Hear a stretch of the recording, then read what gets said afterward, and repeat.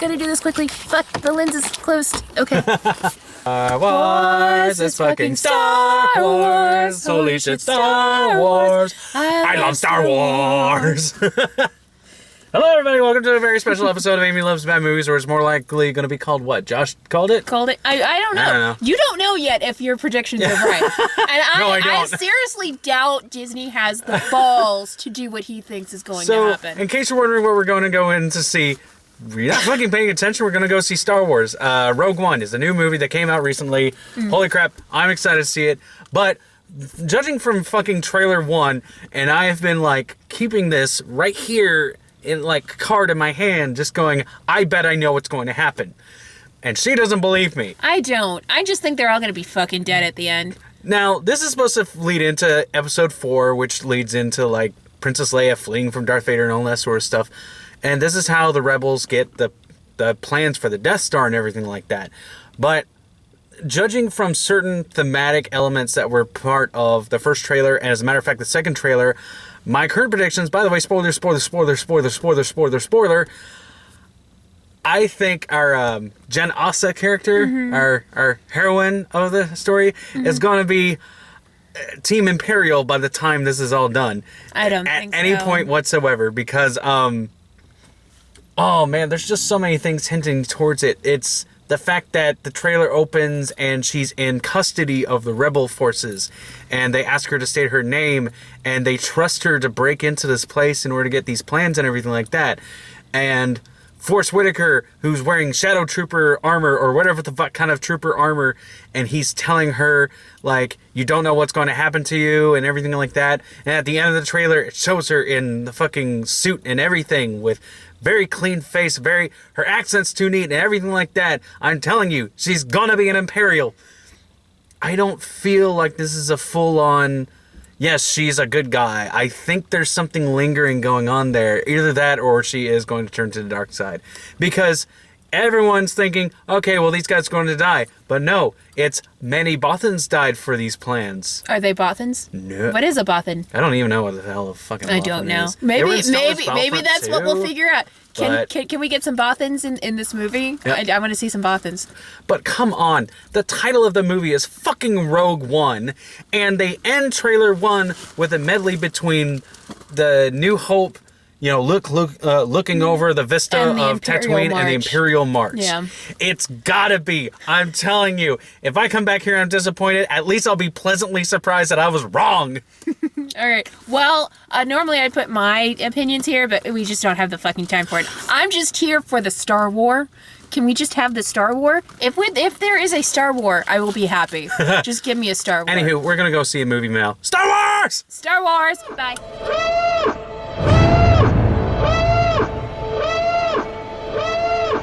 I saw the Star War. Remember I said I was gonna be like genuinely surprised and pleased? I don't know.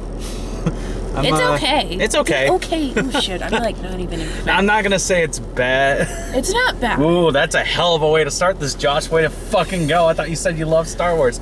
If you've seen the trailers, you know how this goes. If you know anything about Star Wars lore, you know how this goes. Yeah, and you're the one who said it. It's like, oh yeah, by the way, spoilers from here on out. But yeah, pretty much everyone dies, and that And I knew that's how it was gonna go. Was because disappointing. that is a whole thing about the Star Wars lore of getting the Death Star plans, is that everybody involved in getting the Death Star plans fucking died.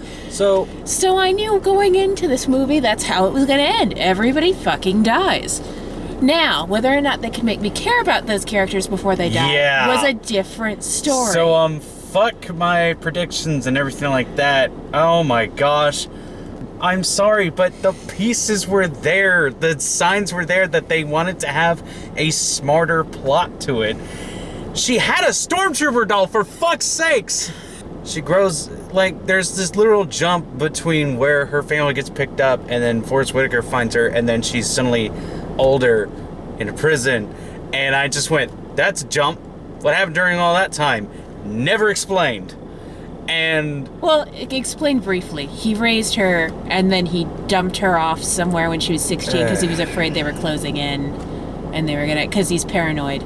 Not to say that the acting's bad in this. The acting's actually fantastic for the most part. Yeah, it's okay.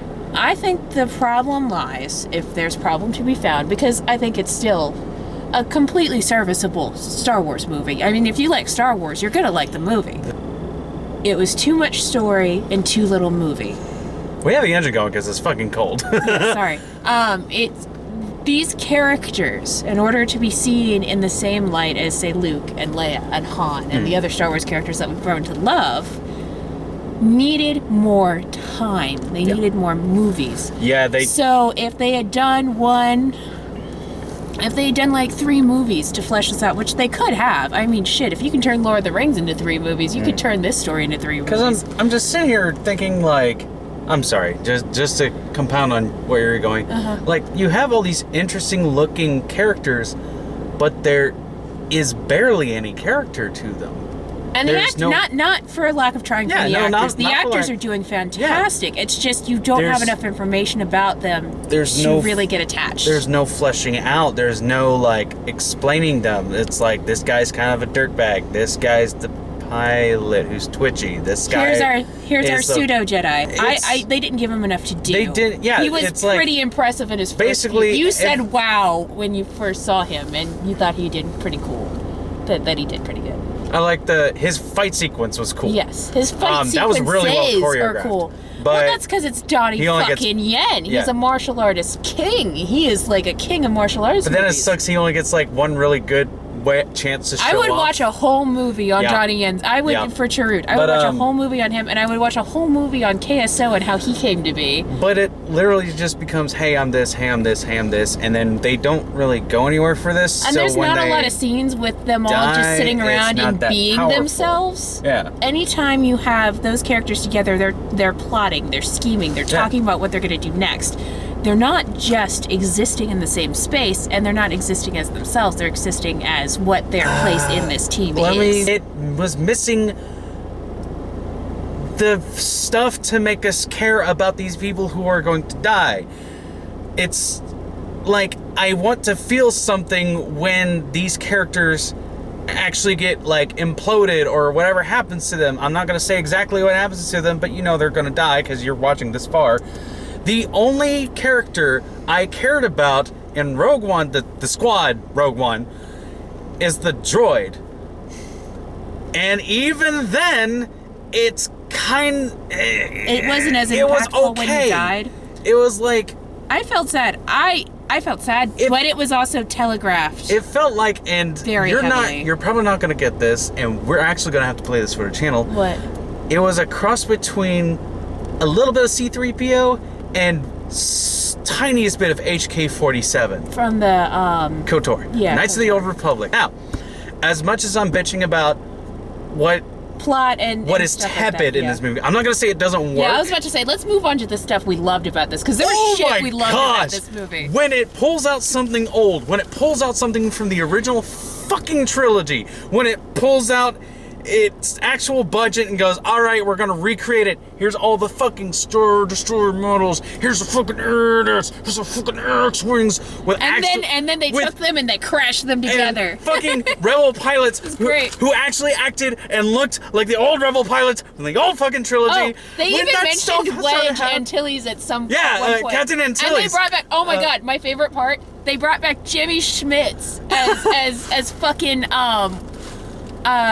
Prince Organa. Yeah. And fucking that was like, amazing. Hey, that guy. I was just like, holy shit. Yeah, I got that too. They actually acknowledged the prequels with this, and it was a way that made me remember. Oh, I really liked him as that character. And this is the part I just wanted to nerd out about so much. I was like, I want to get through the negative stuff first. Yeah. The new stuff is, but the old stuff, oh my gosh, it's so amazing. When fucking but